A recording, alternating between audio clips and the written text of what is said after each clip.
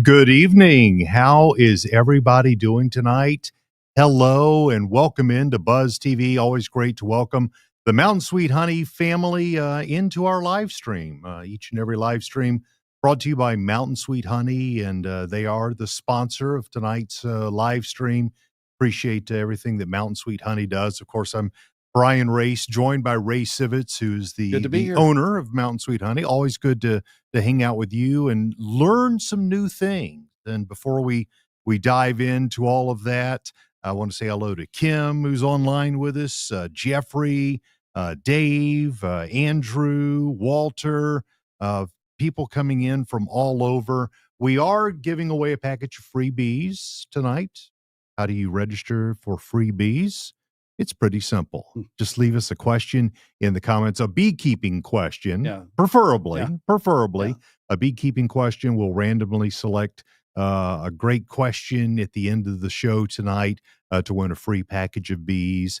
And bee season just around the corner. The weather doing all sorts of wild things. Crazy weather. And hopefully we'll get into that a little later on weather, but snow in Florida. That's what I've heard. Not white sandy beaches, but snowy beaches. And it has been a crazy January, February.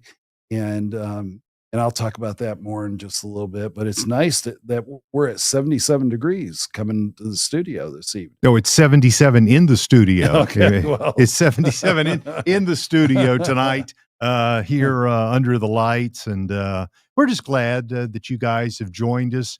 Colony collapse disorder is the topic. Before we get to that, what's going on with your cell phone? Oh, is it the flashing light? Yeah. Looks like another bet just paid off. So I'm gonna get braces for the kids. All right. Let me turn that. There we go.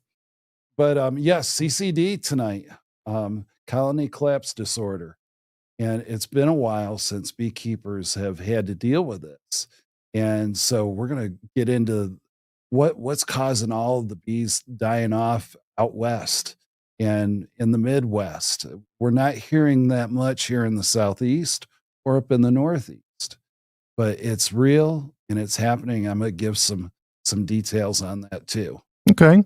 And let us know how things sound tonight. It sounds a little interesting in my headphones. I'm wondering if some settings got rearranged on our soundboard tonight. It sounds like a little bit of a gating effect. So what I'm going to ask you to do, Ray, is just stay as close to the microphone as possible tonight. And we're excited. Let's have this for the folks that ask a question. Let's get their state where they're from.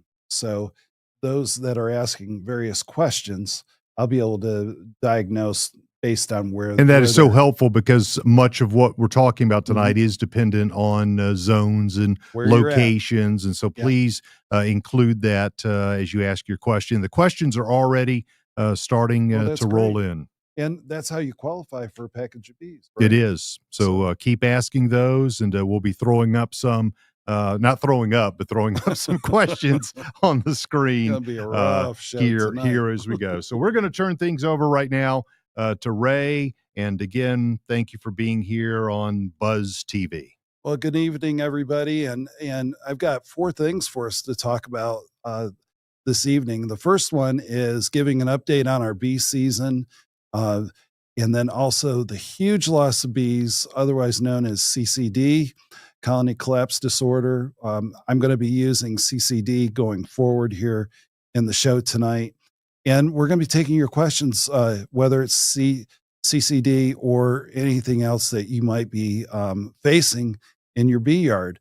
And last but not least, our store and call center will be open now on Saturdays from 9 a.m. to noon. So beginning this Saturday. So we're going to a 6-day work week. And for some of us, it's a 7-day work week all the way to the end of May. So if you have a question, feel free to call us during the day hours of Monday through Friday, 9 a.m. to 5 p.m. and then Saturday, 9 a.m. to noon. So that's one of the structural changes that we've got with our business. And And boy, has everybody been piling in, Brian, picking up beekeeping supplies the last couple of days now that it's gotten nice out. And everybody's got the fever. The change in weather just is a change in attitude. I'm Yeah. getting excited about the season, Yep. and we've certainly seen an uptick there at Mountain Sweet Honey here in Toccoa, Georgia. Well, we've started doing wholesale, Brian, and today we sent out I think 16 pallets just to one wholesale customer. So he's up in the Northeast, and we'll give him a shout out here shortly. All right, so let's take a look at where we're at for the 2025 bee season. The season starts tomorrow with our overwintered nukes. These are nukes that we made up in August and September of last year and are just ready to be sent to a new home. This weekend, we'll be there giving out roughly 250 nukes this weekend, and then another 250 next weekend. And that will do our overwinter nukes that we have for the season. Now, speaking of the season and the packages, we're watching very closely drone counts right now with the cold weather that we had the last 2 weeks. Um, it has set the queens back and laying drones. And in fact, you can really go all the way back to the middle of January because our hives are down in South Georgia, and we just weren't seeing the drone counts that are needed for these virgin queens that are going out to be mated. We do ours naturally in all yards, and what we have to do is see what the quality laying pattern is through the week. And right now, it's all about drone counts, and we're seeing a lot of drone cells now there. But as we all know, it takes time for those drones to develop and also be ready to mate with the coming queens on that. So we don't see any cold weather or winter temperatures coming in from this point going forward. Even if it does, a short blip here and there doesn't really set us back. But right now, we've lost 2 rounds of queens due to cold temperatures. Uh, like I said, we have excellent weather coming, and we'll be looking at the queens next week and making a determination if we're going to delay the season or not. And so stay tuned. I'll be making a video up very detailed if we are going into a delay, if it's a week or a 2 week delay. At the end of the day, we want to make sure that everybody has quality queens when they receive their packages, or if they're just buying a queen a la carte, that those queens are ready to lay. And it's not only us, it's the folks out in Texas, it's the folks in Southern California, and it's also the folks in Florida and Georgia here, where all the queens are basically for the United States are right in those 3 or 4 areas. So let's give us just a little bit more longer. I'll make a determination on March the 7th, and if there is a delay, we'll ring every bell possible to let everybody know if there will be a delay. Ray, you were talking about nukes being sold here, Hmm. and Dave has our first question of the night. He's doing a setup and has a double super hive Okay. and wants to know should I use one super till they are established or run both of them? I also have a queen excluder that I can use. So, any Okay. advice for Dave? All right. Well, Dave, great question. You only want to use one deep at a time. Giving too much room to a new nuke, they get a little disorganized. And so if you have a 10 frame hive, what I would suggest is let that develop into 9 frames. And immediately once those bees are on 9 frames, go ahead and add that second super. And and you can put that queen excluder there between those two, and that will serve you very, very well. Now, the one thing that you didn't ask, and I'm just going to throw this out, is feeding your nukes. You got to feed your nukes just like you would a package of bees, and you're going to feed those bees 1-to-1 sugar water. all the way until there's nectar flowing. And for here in Northeast Georgia, that is approximately the middle of April or the first part of April. And depending on where you are, you might want to talk to beekeepers in your area to see when that nectar is going to be flowing. There will be plenty of pollen coming in, and that's always a good thing too. Hey, Dave, thanks for the question. Remember, everybody making a question, asking a question tonight automatically qualified to win freebies. Yeah, we'll give away a package of freebies. Of course, they'll be shipped to you based on what time is appropriate to ship them to you for the zone that you live in. So we'll have our expert coordinators coordinate that with you. But Dave, thanks for the question. Keep those rolling in, and back over to Ray. All right, so let's talk about the big commercial bee losses. This conversation kind of started a little over a year ago with Charlie out there at beepros.com. You know, he lost a lot of bees. I think if I remember right in our conversation, he lost 70 or 80% of his bees. And he's a big commercial beekeeper himself. And he was one of the very few that lost bees last season. And when I say lost bees, that's 50% or greater in this conversation that we're going to have over this bee loss. So Charlie, you know, he told me a couple weeks ago, he goes, you know, nobody thought anything of it when I lost my bees, but now everybody's starting to get hit by this and nobody knows what's going on.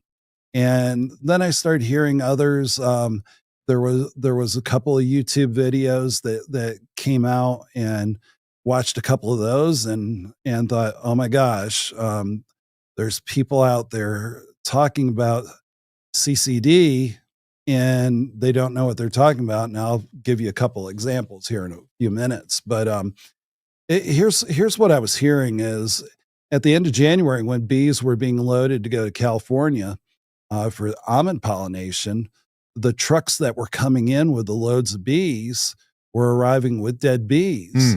Mm. And these commercial beekeepers can survive a 50% loss because basically they'll just split the remaining hives and make up for that difference. But when you find commercial beekeepers that are losing 70 to 100% of their hives, you got to scratch your head and say, how can anybody live through those kind of losses? And you can't. You got to come up with some good hard capital to repatriate those hives that have been lost. Charlene is chiming in. She lost 11 of her 12 hives there in northern Michigan. So, Yeah, I'd like to get, Brian, some numbers from folks because the backyard beekeepers haven't chimed in yet. This is all commercial beekeepers thus far. And so it would be helpful for me to understand where our customers are at with their bee losses. And we're seeing a big elevation in orders currently, but that comes and goes. And I would just really like to be able to know where our folks are in this conversation here. and Paul's checking in from Long Island. He lost to bees. I was wondering why they didn't survive the winter, even though he wrapped them. And it could be part of the colony collapse disorder. May not just be. Well, I want to get back to Brian here in a few minutes, talking how we get through this mess that we have here with CCD. So what I did is I called my friend John Cronin. Those that don't know him, he owns Peerco out on the West Coast in Riverside, California, just outside of the almond fields.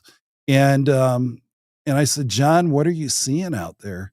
And he said, Ray, you just wouldn't believe there's thousands of hives piled up due to dead outs. And that means 100% dead within the hive outside the almond orchards. And the commercial guys don't know, how they're going to make it with these losses over 70%. And so there's a true collapse that is happening on the commercial beekeeper side solely because of the strong losses that are out there. And I'm not so sure the USDA is on top of this at this point. given where layoffs and firings are happening within the USDA. And, what these beekeepers are going to have to survive, and what our nation, to feed our nation to survive, is going to have to be low interest loans available for these beekeepers to survive replacing the bees. It's a very expensive proposition to keep these guys going with pollination of fields or orchards or whatever it might be that needs pollinating. So, testing is going on currently, but no real results.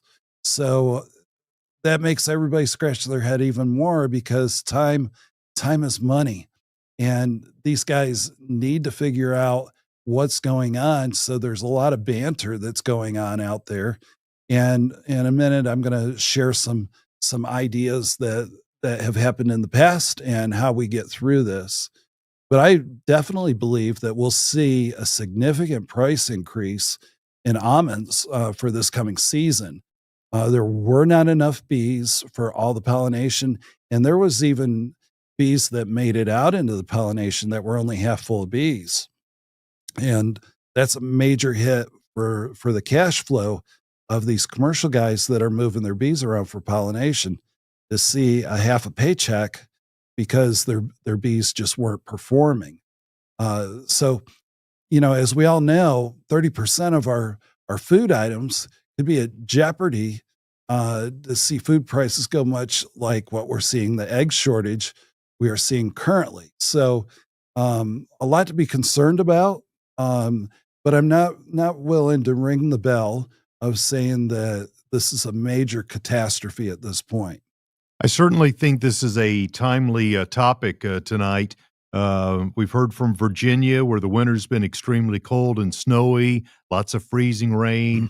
And our viewer says, I did all the things, a quilt box, extra food, but I lost a very large colony. And of course, keep Mm, listening. That's what we're talking about tonight, what yeah. you guys can do to prevent this from happening here in the future.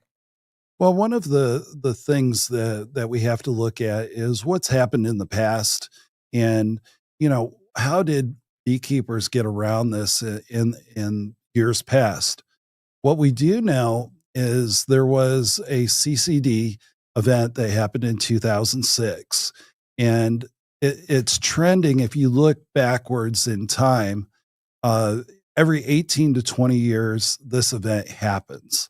And guess what? We're right there at the 18-year mark, and or 19 years. And so what do we do at this point? In years past, uh, beekeepers were saying cell phone towers were to blame, high voltage power lines were to blame, and I've also heard a guy up in Ohio that said bird flu has something to do with this because the bird flu was back in 2006 also, and he doesn't come right out and say he stands by it, but he throws that around quite a bit during his talks. I'm just blaming Congress for everything. Yeah, yeah, that could be a good thing too, Brian. So, all right, so there is some better informed folks that are now leaning on Varroa, and Varroa having a new morph virus that is spreading. And just thinking through this, it makes a lot of sense because when we see die outs happen, it's most of the time beekeepers that have not treated for Varroa. And Varroa, as you may know, it comes with a lot of viruses, and those viruses spread very, very quickly when there's drift from one colony to another, and it gets around in the bee yard, and before you know it, you have a toxicity of virus there in your bee yard, and you're going to lose 90% or greater of your hives at that point. Now, we're also taking in consideration that these beekeepers, these commercial beekeepers, because this is their bread and butter, are treating their bees. Now, one thing that really kind of showed the hand of these commercial beekeepers is when they ship their bees out, did they check to see if these hives were really, really strong or if they were half strong? Because as a good friend of mine, uh, Blake out at the Bee Supply in Texas, he had stated, he was seeing 90 to 100% die off when they're coming to his yards to be loaded to go to the almond orchards in California. So, anyhow, let's take a look at some things that I recall very, very well of things that we got to do as the basics of beekeeping. And that is switching out foundation every 3 to 5 years. And that's your brood foundation that really needs to be your mediums, where your honey stores are. Those there can go 7, 8, 9 years without a problem because the bees are only in that comb for about 3 months out of the year. So, what I'm leading us to is this foundation collects all the toxicity elements that our bees are bringing in to the hive. So, if they're foraging on a blueberry field that was just sprayed, they're going to bring some toxicity back into the hive. And when you have this repeated over and over again, much like what we're seeing with the pollination guys that have their bees out pollinating, they're going from crop to crop to crop, which means not only are they seeing more infestation of varroa because it is that time of the season in each stop that they make, but also all the toxicity that's building up within the hive there. And if one of the things that I have seen and heard from our customers and from our commercial friends is that sometimes they went ahead and just do a treatment and walk away. They don't look at the drop count on the sticky board to see how many mites are dropping. And here's the reason why. You might have to treat 2 or 3 treatments because of the high mite infestation that is within the hive. So we need to test each treatment for the drop count. And that way we're better informed as a beekeeper and keeping our bees healthy. A lot of times one time is not enough. And you get some really strong varroa infestations. It's going to take 2 or 3 treatments to get that hive back to where it needs to be. Um, I'm not so sure that we all are not doing that simply because we're busy or we think, oh, one treatment's fine. It's always been that way that I don't have to do 2 or 3 treatments. I've always gotten by with one. Well, all it takes is one hive within your bee yard, and it gets the varroa viruses going, and it will wipe out the rest of your hives with the bee drift going back and forth from hive to hive. Brian, does that make sense? It does make sense to Okay. me. And I quickly want to mention that we are 4 viewers away from hitting 100 people tapping into the live Oh, stream great. across YouTube, Facebook, and at mountainsweethoney.com. If you guys would do us a favor, like the video, click on subscribe, maybe share the video with somebody. That'll help us reach even more beekeepers, get us up over 100 viewers. Oh, getting very close. If you'd go ahead and do that, that would be a huge help to us. I when I first got started into commercial beekeeping, I was doing pollination services, and I remember this blueberry field. The farmer of the blueberry field, he said, "Hey, Ray, I need your bees desperately to come pollinate my field." And so we worked out a pricing, and the owner stated that he had not done any spraying of that blueberry field in that given season. So I took out 100 or so hives out there for pollination. And 2 weeks later, I came back and all the hives were dead. the farmer said to me, I don't know why they would all die like this. And so, anyhow, I ended up not getting paid because all the hives were dead. And I was talking to our cooperative extension office and talking to the manager. And he said, Ray, that orchard was just sprayed 2 weeks ago. And I asked him, well, how are you so certain? And he said to me, I sprayed the field myself the day before you arrived. And at that point, folks, I just said pollination is not where I'm going to go with my business model. It was very disheartening to lose a hundred hives. But kind of switching back to some of the reports from folks of quality is Blake Shook out at the Bee Supply in Texas. They broker about 80,000 beehives for the almond crop, and it sounded like beekeepers were loaded with bees um, without inspecting the hives themselves. And so uh, these beekeepers, commercial beekeepers and sideliners, were sending their bees down to him in Texas to head out to Southern California. And man, the bad news just kept coming in as Blake was taking a look at everybody's bees when they arrived, and as he had stated, 70% or greater were losses on each and every truck that came in. So I'm just kind of lost for words on how that big of a decrease in the die off, well, I should say an increase in the die offs of any given hive. So you know, we got to get back to the basics. We got to treat our hives. We got to look at what the varroa mite drop count is, and we need to change out our frames and foundation on a very consistent basis to keep the toxicity out of the hives. And those are the two really big things that I would say that we have to really uh, put our hat on and just say, I've got to make this happen within my bee yard and keep my bees looking good and doing great.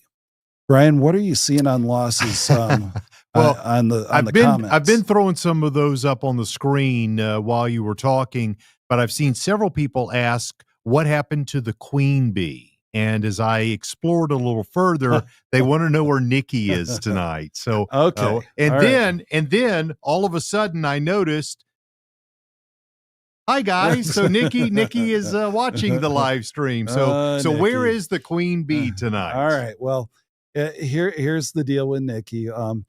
We are about to go into bee season, folks, and I try to with everybody, not only Nikki but everybody, make sure that everybody has quality time with their family, because once we get the season started, um, we kind of live and breathe at work, and family is cared for but at a distance. And I try to run that tightrope so that everybody can have time with their families prior to bee season taking off. And I told Nikki, I said, look, this is going to be probably a monologue from me this evening, and take the night off, enjoy your family, and but she will be back on the next Buzz TV, and who knows what she's going to bring with her.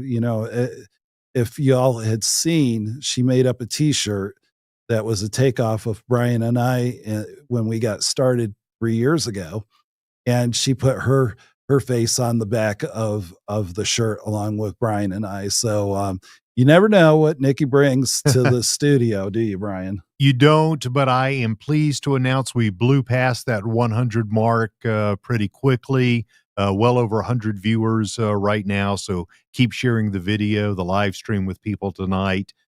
People need this information. We've just seen way too many comments about how many hives were lost. And this is an important subject, and we want to get the word out to as many people as we can. I saw a couple of comments that everybody did hive wraps with their bees, and yes, you did the right thing. But you got to make sure that you're treating for varroa and that you're doing your mite counts. It takes an extra 30 minutes to do that there. Um, why don't you throw up some of the comments that show, Brian, what the die-off rates were, good or bad? All right, we'll funnel back through some of these. I know we saw the one from northern Michigan, about 11 out of 12 dead. It looks like Pennsylvania dealing with some of the cold temperatures regarding their bees. Even in Mississippi, Dale says he lost Yes. 16 out of 20. Hmm. Um, let's check in with Pete. I'm not sure if Pete's in Athens or if Athens is his last name, but no Yeah. loss for Pete, so Great. that's very That's very good. good news. Very Let's good see news. That here. that is an exception. And that was Pete, That did you was say? Pete. Yes. That Pete, that's an exception. When folks lose 20%, that's stand on top of the mountain and yell out, I made it through the off season. And so congratulations there. And yet George or Jorge. Jorge Yep. losing I'm 7, sorry to all hear of them. that, So Jorge. that's rough. Very rough. Let's see. Yep, Harold. Boy, hate to hear that. Folks, if you can go back in and just put what town or state that you're in there, so we can kind of get an understanding of if this is coast to coast or if it's the Midwest going out to the West Coast. All right, so he's Yep. in Houston, and he lost 2 of his 3 hives. That's not far from here. Yeah, I'm not sure where Talbert is, but he wound up losing a few. Uh huh. Ben, all 8 of his surviving, but a friend down the road just Wow, about a wow. 95% die off Congratulations, Ben, there. on getting through the. And You've even had, Chicago, yeah. Kim lost some hives there in Chicago. So And Kim, you've had some pretty frigid weather this season too, and I'd be interested, Kim, if you were using a hive wrap to help uh, contain the warmth within the hive there, and that's a 30% loss. It's 100. Let's see. All right, and that's in Cleveland, Georgia, or Cleveland, yeah, I Ohio, don't one have or that the other. information. Well, Brian, go ahead and search through and let's take a couple of questions here. All right. We appreciate everybody sending in questions tonight. Of course, a lot of people are sharing with us information about their losses. It was Cleveland, Ohio. Okay. So, That's um, been very cold up there, and I'd be interested to see if you're doing an insulation hive wrap I think with your you bees. addressed this earlier, but did you have any reasons to think, Ray, that avian flu was a Well, factor okay. in any of All this? right. So here I go way off on a rabbit trail because I've really had to put some thought to this with a guy up in Ohio that was stating that this had potentially a very negative effect. The first thing that I have to say about the avian bird flu is there's nothing that really attracts our bees to a poultry house. And because there's nothing that's sweetness or anything like that there. Um, our bees are not going to be flying around inside of a poultry barn, too. So I'm a little bit of saying there's just no way in heck that the avian bird flu has anything to do with CCD as we're seeing it now. I think it is an anomaly that happened back in 2006, but I don't think there's enough science there to really say even if the bees flew through the poultry house, then that might be an issue. But it would take quite a bit of bees going through to be able to say, hey, there might be something there. And most of these poultry houses are sealed up very very well. Don is asking which form of OA, I assume that is oxalic acid, Do you prefer the vaporization? Now, he says, I've got InstaVape. Yeah. I hope I'm saying that correctly. Uh-huh. And I've purchased some Veraxon strips to add.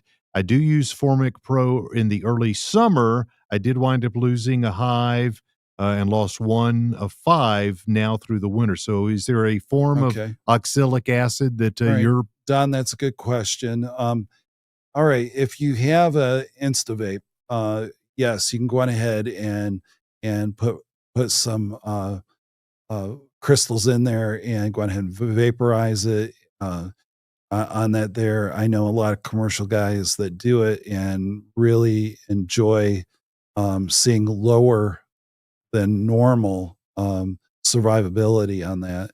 Formic Pro is something that you can use. You just have to watch the temperature.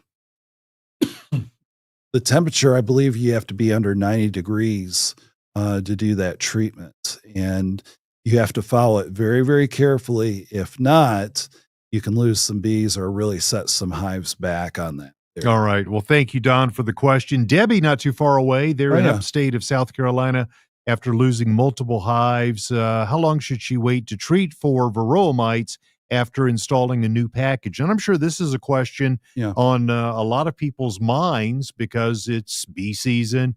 Packages are going to Yeah. be arriving over the next couple of months, and folks don't want this to happen to their bees. So, what advice would you offer? Well, I would not treat the new package immediately when you put them into the hive. What I would suggest is what I have done in the past is just get my camera out and take a picture of a frame of bees, and then I blow that up, and I just saw one of our guys go, Are you off Buzz TV?" "No, I'm on Buzz TV, Stacy." "All right." Um, so what you want to do is you want to let those bees get set up in their new hive, let the wax be drawn out, let them get clicked in with the queen where the queen's laying very, very well. And I would say 6 weeks in, if you really felt like when you took that picture of the bees and you zoomed in and you saw mites there on the back of your bees, then you got to do a treatment. I would typically wait to do a treatment um, right after I harvest the honey.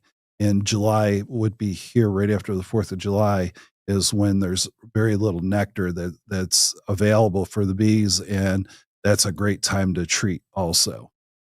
Lori has a interesting question. She's up in northern Michigan, and it looks like little over half the hives are still alive. And she wants to be proactive, and she's been reading about the vaccination of queens against viruses. What do you know about that? Well, there's a company actually that is giving vaccinations to queens. I've seen some data points and have talked to folks that have been part of the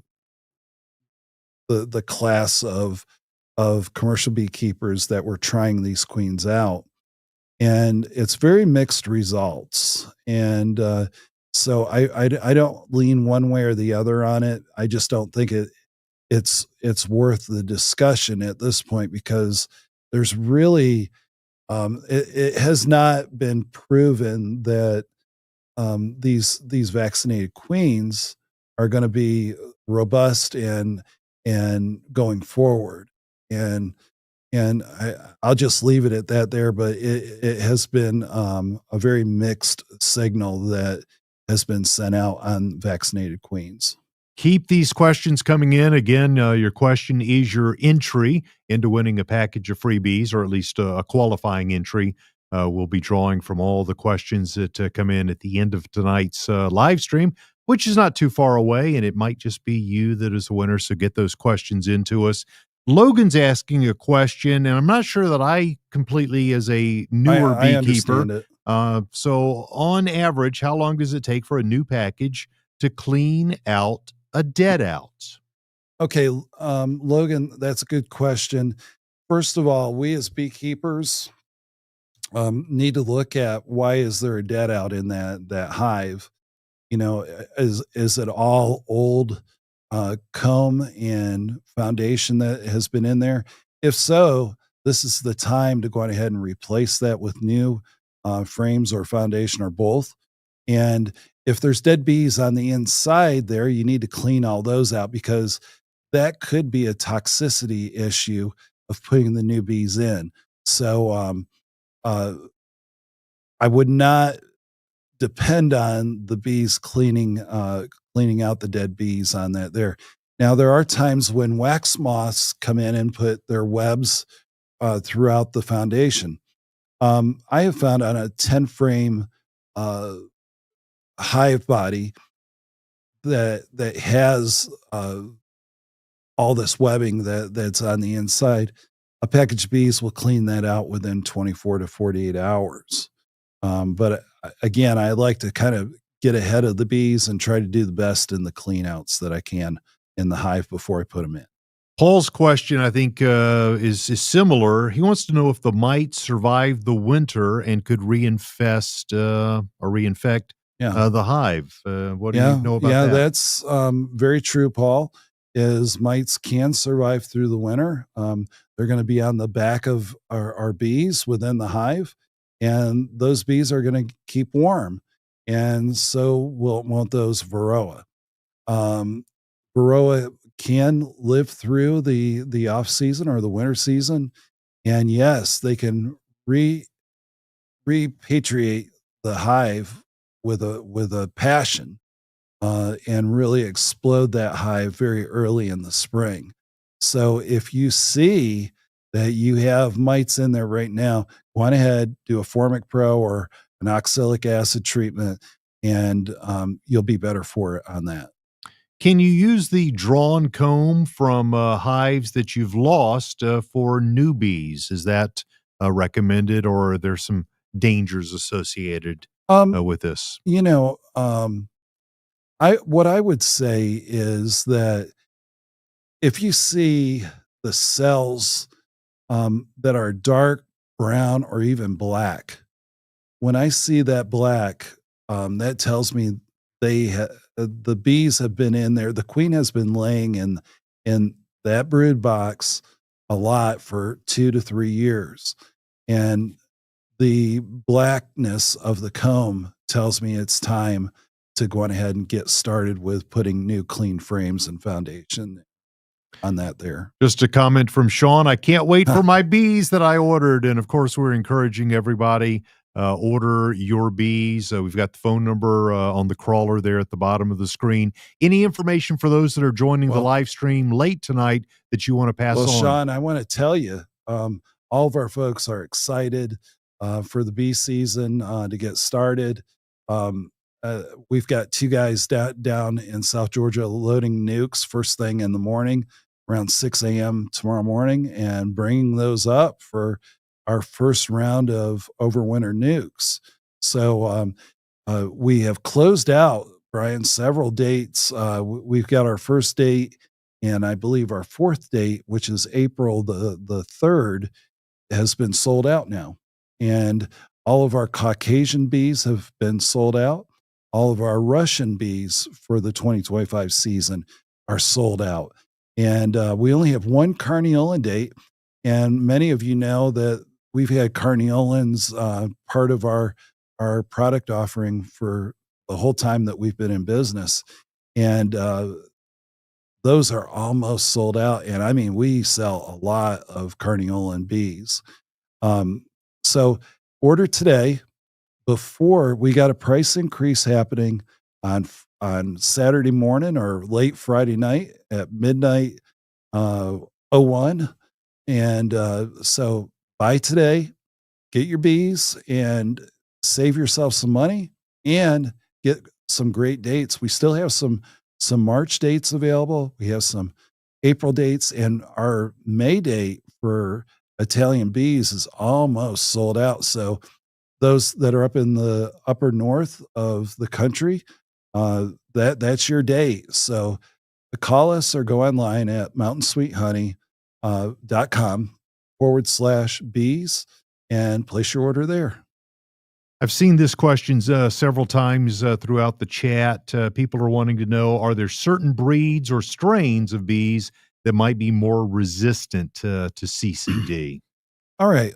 This is a question that I get asked quite a bit, and the answer is no. On that, there, it's more of a marketing ploy that I see being used just to tap uh, beekeepers for an extra 15, 20, $25 for a queen. Um, all queens are hygienic. All queens have that as part of their DNA. And, I've seen commercial beekeepers say, my bees are the best bees. And then they're the most hygienic. And then a year or two down the road, they lose 80, 90% of their bees because they're not treating for varroa. And that's part of being a hygienic bee in their book is you don't have to treat. Well, there's always collateral damage when you try to get off the road, and unfortunately those beekeepers, some of them are no longer in business simply because they took that cheaper way of not treating their hives and lost most or if not all of their hives. Where on the website would you recommend people go to learn about the different Okay. breeds of bees or to get additional information? Obviously, we're not going to be able to answer every question tonight. We're going to get to as many as we can, but what can people do for further education? Okay, you can go on our bee page, um, mountainsweethoney.com/bees. And we have what an Italian bee is all about, what a carniolan bee is all about. We do some contrast between what a carniolan and an Italian is, or an Italian versus a Caucasian bee, or a Russian hybrid bee. Um, there's been a lot of videos, a lot of written work on those, and it's all there on the bee page. And those that want to take it a little bit more further, you can go on our education page. Brian, I think we have over 250 videos. It is growing Mm. by the day. We've And been doing Buzz TV. We're now into our third yeah, year, and yeah. we like to take a lot of these questions that come in and chop them up into videos that can help people down the road. And we appreciate everybody that has stood with us through Buzz TV through the last 3 years. And we've enjoyed it. We've done a lot in the background here, Brian. We've added a lot of equipment and everything. And Mhm. the studio, we were told by the folks in Atlanta that it's one of the film capitals of the US outside of Hollywood. And they've told us that the studio is really a top notch for where we're at currently. So we wouldn't be able to do this if it wasn't for you, our beekeepers, doing business with us month in, month out, year in, year out. We're giving back to you. We want to make sure that you're successful in beekeeping. And hopefully, if you're successful in beekeeping, you'll come back and do more business with us. Absolutely. I think you may have addressed some of Alex's question earlier in the show about issues that the queen bees are having, and he's a little worried um, about his queen. He said, "When I inspected one of my hives this week, I had capped but no eggs. There's a queen in room, but I am worried. What do we Yeah. need to know Alex, this about is queens?" this is very, very common when you have really frigid weather because you're outside of Atlanta or in Atlanta. And when coldness comes in, the queen says, "Hey, my cluster of bees can only warm so much brood," and so she'll cut off laying eggs during that time because there's not enough capacity within the brood to keep that brood warm. So that's why she shuts down.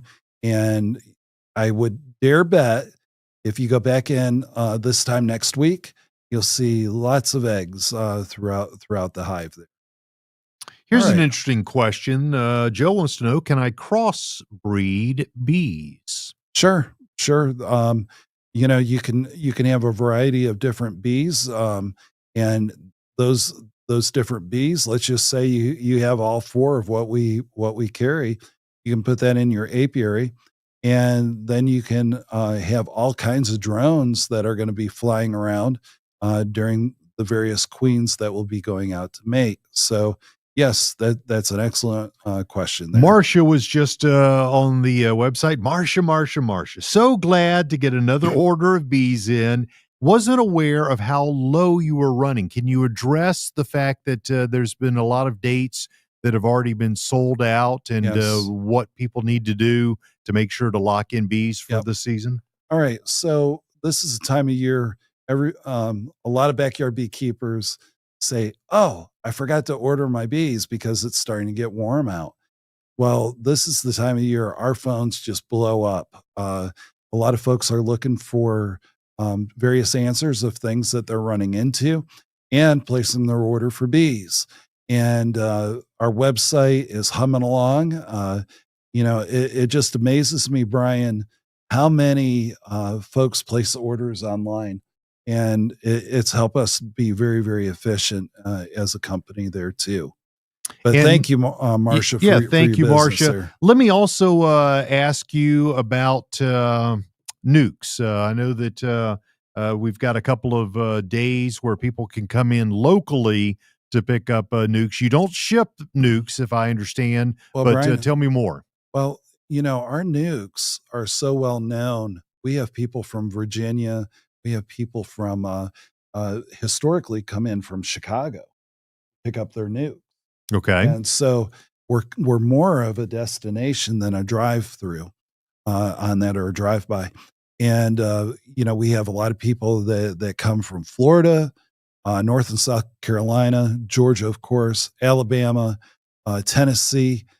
We even have a couple, I believe, coming from Texas this season to pick up the seasonal nukes that we have, and those are still available, folks. And they're the first week of April. If you go on mountainsweethoney.com/bees, you'll get the dates that those are available for sure on that there. The earlier dates for the overwintered are sold out completely, and have been sold out since, I believe, January the 1st. I think the end of December was when we sold out of all of our overwintered nukes. All right. Well, we appreciate everybody's business. We appreciate the calls that we get. We appreciate your comments here tonight, just thanking us, and thank our staff if you get a chance when you call in or when you pick up your bees. These folks, I could not do what I'm doing here today if I didn't have rock solid employees. Our employees really put you, the customer, number one, and that starts with me. Is that we really do try to give good, solid information to everyone so that they're successful in beekeeping. And if you're successful, hopefully we'll see you back for more bees, or more expanding your apiary on that there. Brian, did you have anything else before we wrap Well, up you tonight? never seem to let me forget the time that I failed to give away a package There of you bees, go. and so I've learned my lesson. And the winner tonight, Bill Bjornstrom. Bill Well, Bjornstrom congratulations. is the winner of a free package of bees. Bill, if you would just give us a buzz tomorrow during business hours, talk with Nikki. We'll make sure to Do you give know, her Brian, name. that we've given over 50 packages of these away. I believe it. Nobody else in the United States gives away any bees. Nobody. And we're the only ones that give away bees as a thank you to our customers. It's because we love and appreciate you guys. And tonight's live stream was a huge success. Thanks to everybody that tuned in. All right. Well, folks, let's get the season started. We will be giving updates on the 7th of March of what this bee season looks like. And hey, you never know. Brian and I might be out there in the parking lot to do a quick interview with you. So thanks again, folks. And thanks again for another wonderful season. We still got bees available. So come talk to us. order online at mountainsweethoney.com/bees, and we'll be happy to see you or hear from you.